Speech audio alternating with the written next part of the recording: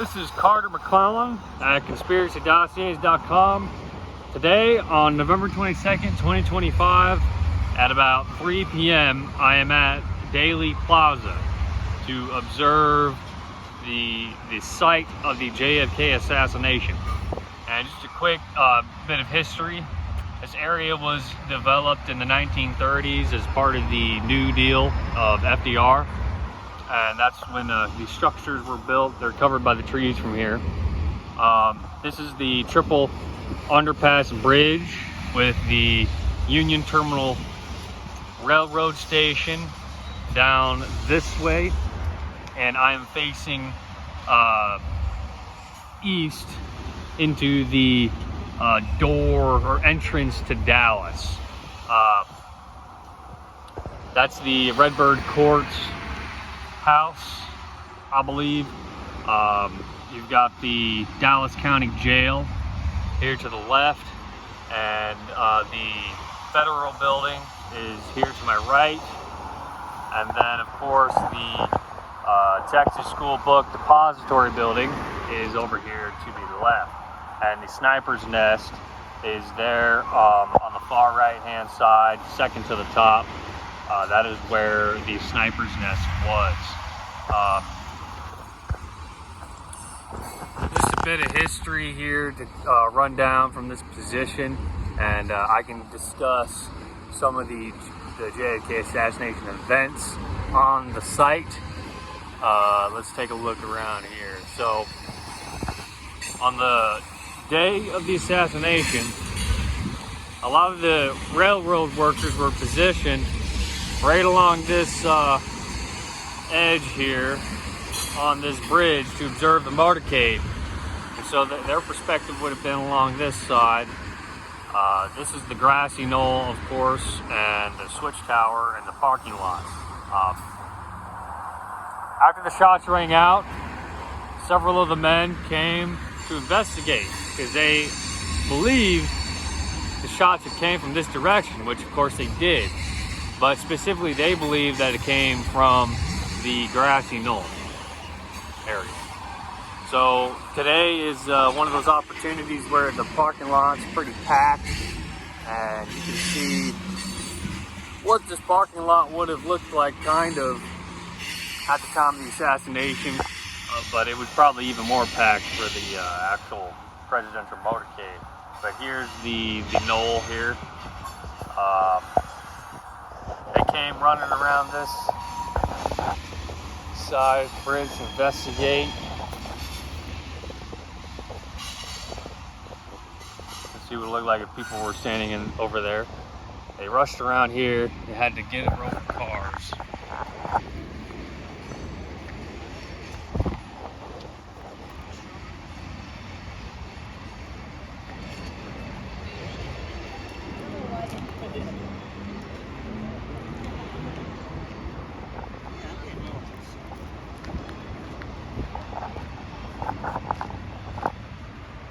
So they came over to somewhere around along this fence line to investigate where they thought the shots came from. Of course, today, this part of the fence is not what it used to be, but according to testimony, they found cigarette butts,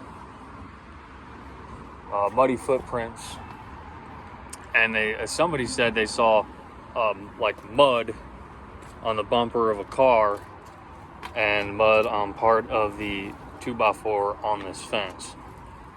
So one of the most important witnesses was located in that switch tower over there, and he had probably the best location to view the picket fence, and his name was Lee Edward Bowers. But according to his testimony, he never publicly identified any shooter in this position, but he did see some curious anomalies, like some sort of commotion. Even at one point he said a flash of light or smoke, but he was very vague, very roundabout, and no specifics. And at some point, maybe I'll revisit here and take a deeper look at Lee Bowers, but that's probably the most important witness. He died in a car accident in 1966. And over here, we'll take a closer look at the John Neely Bryan pergola.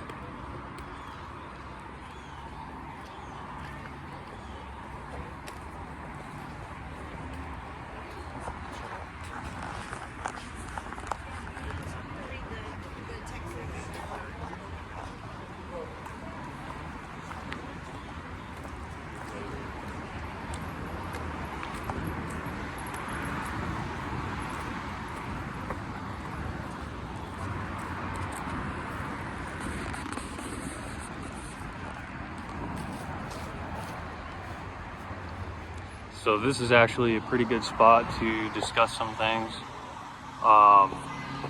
That was the Terminal Annex building. And sitting on the edge, I think it was probably the left-hand side here, sitting on top of the building was a man named J.C. Price. And his testimony was a bit strange, but he did describe seeing an individual with what he described as something in his hand, perhaps a headpiece, fleeing the scene from behind the picket fence, which is where he thought the shots came from. Now, the strange thing is that Lee Bowers never really corroborated this testimony, or I guess nobody's really tried to press him on it or ask him, but J.C. Price described the man fleeing the area behind the fence, and we'll discuss the route of that man here now.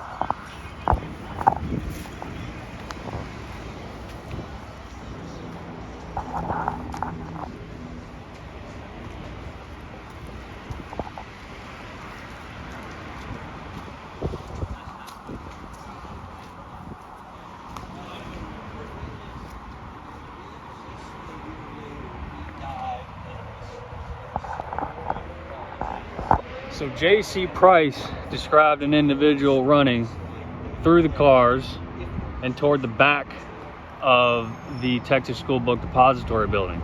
Now, the route that this individual would have had it taken was probably be a curve, because there used to be a road that curved along this parking lot that went behind the Texas School Book Depository building.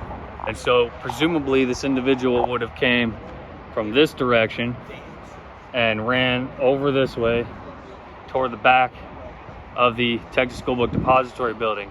So the strange part is that Lee Bowers, who would have been in the perfect position to see this suspicious individual running, never described that.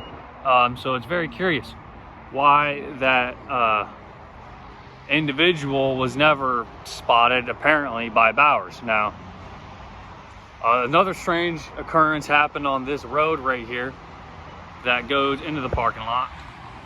And basically, there was a police officer named Joe Marshall Smith who came up this road and described seeing an individual who apparently identified himself as a Secret Service agent. And he described him as having dirty hands, like a mechanic's hands, or something like that. And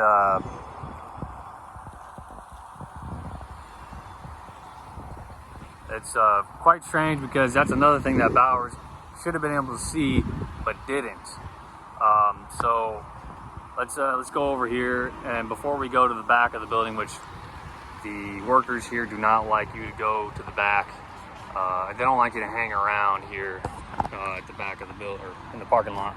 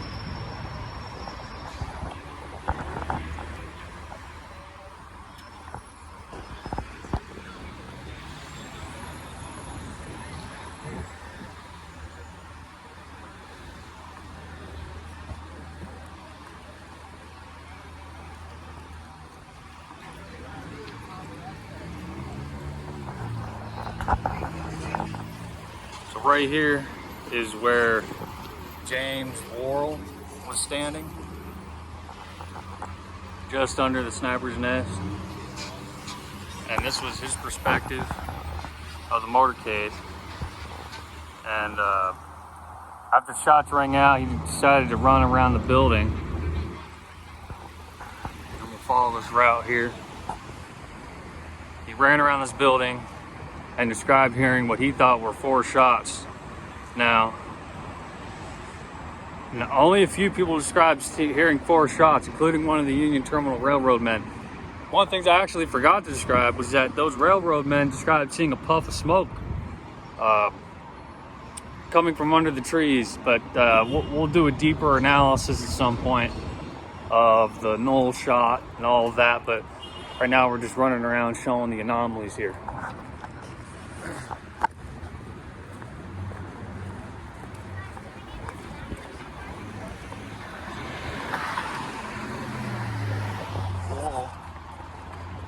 This would have been a completely flat area back then.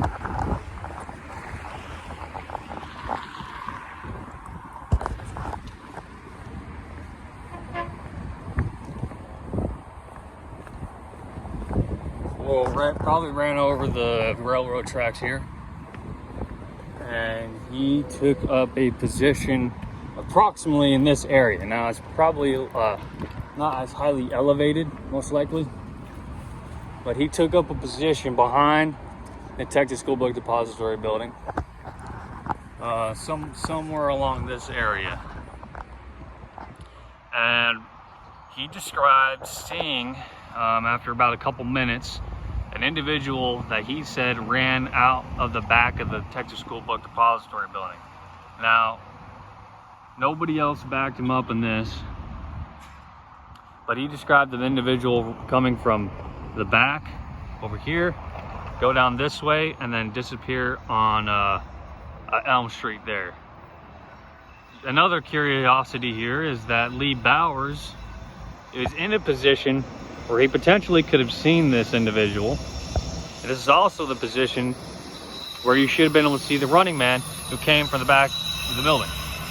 So these are some curious anomalies, because James Worrell also died in a motorcycle accident just a few months after Lee Bowers. So those are probably some of the most curious things that have occurred at Dealey Plaza during the assassination.